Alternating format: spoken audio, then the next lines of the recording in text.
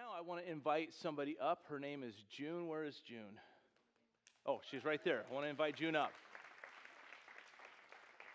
June went with us on the trip, and I'm really good at this now. June went with us on the trip, and can I get a mic?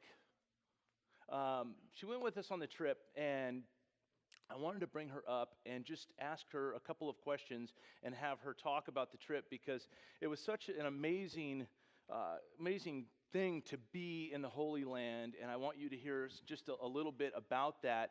And can I just tell them about your leg? For those of you who don't know, she only has one leg, so this was quite the trip for her because it's a lot of walking, and that's why I said I've gotten real good at this. Because there's a lot of steps. The Holy Land was not designed for people with only one leg, and so it was quite the trip. But I just wanted to ask you, so preparing for the trip, what did you do to prepare for a trip to the Holy Land? Pray. Not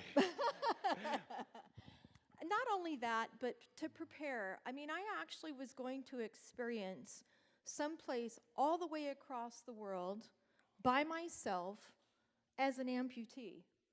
So preparing for that was mentally, emotionally, spiritually, a lot. It really was. It really was. Knowing that I could do it, not knowing I could do it, what would it look like?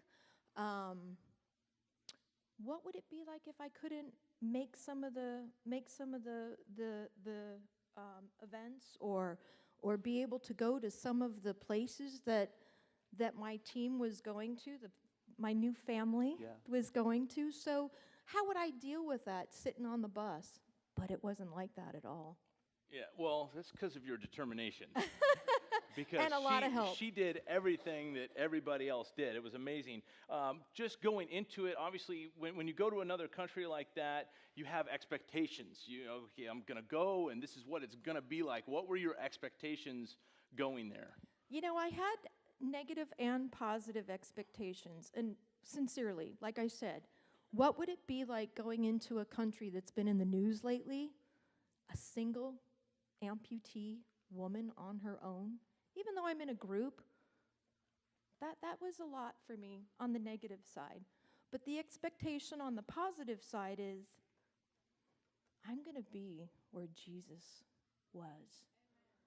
I'm going to walk where Jesus walked. I'm going to see what Jesus saw. Would I be emotionally prepared for that? And I was. Yeah. Sort of. I was going to say, okay. So you had these expectations, but what was the trip like? Getting there, were any of your expectations, did you find them to be unrealistic, or were things what you expected? It was a trip of a lifetime, truly, truly. I learned at a multi-dimensional levels, you might say. I learned physically that I could rely on folks. I didn't have to do things on my own. I always had somebody there for me if needed. And it was pretty amazing because every time I stepped off the bus, there was always someone there to help out. If I came across some stairs, there was someone there to help out. So physically, learning about love, to know. And it kind of ties into, and I know I'm jumping a little bit ahead, but it kind of ties into a particular place, if I may say. I went to Simon's house, where there was a church above the house where they dropped a disabled person, a man, through the roof to see Jesus. To me, that was my moment. I had many moments. But for me, that was truly my moment, because I know what it was like trying to rely on other people and them willingly give their arm and willingly say, hey, come on, you can do this. But to know back then that those people had an opportunity to go in and get a miracle for themselves, but they chose to do that for that disabled man and concoct and come up and and plan and actually execute to drop that disabled man through the roof. I mean, that's real love. And I'll never forget, I was sitting there. We all had our moment. I was sitting there, and I was just feeling, man, that took so much love. The people I'm with are so much love as well. And then you came over and sat next to me, and you said, hey, you doing all right? Do you remember my answer? Yeah. No, go ahead. This is your story. I'm amazing. I was in tears. My fake eyelashes were down across my face. But it was absolutely amazing. I got to feel the love that is talked about here. I got to feel it. I got to experience. I got to see it. Yeah. Amazing. So I think this goes without saying, but I'm going to ask anyways. Would you recommend that all of them go on a trip to Israel? I already have. All right. Okay. So I want you all to know that going there is really, truly one of those things where when you're there, your understanding of what's in here and your mind's eye to be able to go back and read this and then have a different view on it, it really expands. I mean, they say that a trip to the Holy Land is like a whole year in seminary. And I can tell you it's actually better than that. So I want to recommend that you go. We got another trip coming up to Israel in October of next year. So that's not this year, but next year. So it gives you time to plan. But October of 2019. And so I really hope that you all will go with us. So June, thank you so much for coming up. Thank you. Yeah. Sure. I want to right now bring up a young man who's a friend of mine. His name is Rowdy. And so if you guys would, welcome Rowdy up to the platform here. Reason I'm bringing Rowdy up is because Rowdy just got back with me from Israel. He and his family went, and wanted to ask him a couple of questions about the trip because I want to allow you guys to hear some of the things that went on. And so, Rowdy, let me just ask you right away, in preparing to go on the trip, did you have any apprehensions about going to Israel? Okay, so apprehensions, first of all, sitting in that airplane seat for 15 hours, not a good thing.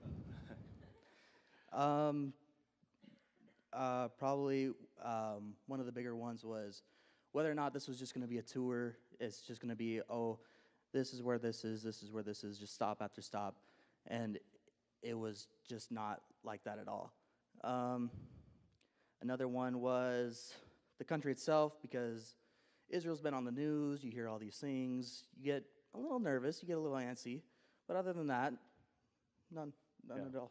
Okay, so definitely, I mean, I would say out of all the apprehensions I hear people tell me, that's the number one that I hear is, oh my gosh, it's on the news all the time, it's so dangerous to go to Israel. How dangerous was it for you? Not at all. Not at all. I try to tell people, but they buy into what they hear in the news, and then they just, oh, it's crazy. Why would you allow people to go there? It's an amazing experience. But in talking about your experience, what was it? I'm going to ask you two questions. The first question is what did you expect going there? You know, what did you think this trip was going to be like? And then the second one is, what was it actually like? Okay, so I expected to learn about the culture. I expected to learn about the cultures and the customs, and just to learn more about the places that were referenced in the Bible. Just flat out, that's what I expected to learn. And what I did experience, I mean, the real question here is where to start. Yeah. I mean, first and foremost, I have a much clearer understanding and respect for the people of Israel who live there. There are some amazing people that live there. I mean, from the moment we landed, we hit the ground running with our first stop. And then just seeing places, it brought the Bible to life. Like, for example, we went to the area by the Sea of Galilee, where in John chapter 21, where Jesus says, cast your net to the right side. And they caught all this fish when they didn't catch anything. And I mean, I have no words. Yeah.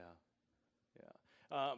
It's funny because you're wearing your Israeli Defense Force jacket, and I didn't wear mine. We were all excited to get Israeli Defense Force jackets, and it was funny because we were on a train at one point, and people thought we were actually Israeli Defense Force, and started asking us directions and how to get places and stuff. It was kind of funny, and we helped them out.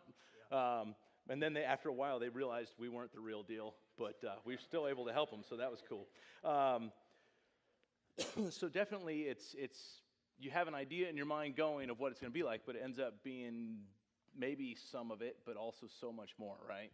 Of course. Yeah. We did see a lot of places. I'll tell you this, if you ever go on a trip to Israel with me, you are not going to be lacking things to do. And I definitely, we hit the ground running, and I want to capitalize on the time we have there. I want you to see as much as you possibly can see, and I don't care if I'm sick, because I got sick on this trip. I don't care. I will go until midnight if I have to, and we did. I want you to get out and experience everything. So with all the stuff we saw, all the stuff we did, what was your favorite thing? All right, so my favorite things I divided into 3 different categories. Old Testament-wise, we went and we saw a gate that Abraham walked through in the tribe of Dan to go rescue his nephew. That was my favorite thing as far as Old Testament. New Testament was probably seeing where Jesus was crucified, and less than 100 yards away was buried. I have no words for that. It's just simply unbelievable. And then third thing was my personal favorite, not the camel. Not the camel. We should have put up the picture. I got to show you guys the picture of him and his dad on a camel. Because you go to Israel, and there's a lot of things you expect to see. You don't expect to see 2 grizzly bears on top of a camel. But apparently a camel could pick up 2 of him, so it was pretty cool. And a camel can wear, and a bear can wear a skirt too. And a bear can wear a skirt. He ended up on the Temple Mount with shorts. They wouldn't allow it, so they like, put a skirt on. And he put a skirt on. So. But as far as one of my personal favorites, it was either climbing Masada or just chilling out in the Dead Sea. I mean, it's unbelievable. Pastor Tim tried to drown me. It didn't work. You can't do it. You can't sink. Nope. Yeah, it's weird. 40% salt. So you just won't sink. It's pretty weird experience. But yeah. So I think this goes without saying, but I'm going to ask it anyways. Would you recommend that they all go on a trip to Israel? I would definitely say that everybody should at least go once in their lifetime to go see it. I mean, I'm going to bring this experience with me throughout the rest of my life. And I mean, I'm so grateful to have the opportunity to even have gone. I mean, it was just amazing. Right on. Awesome. Well, Rowdy, thanks. Appreciate it, man. Yeah. All right.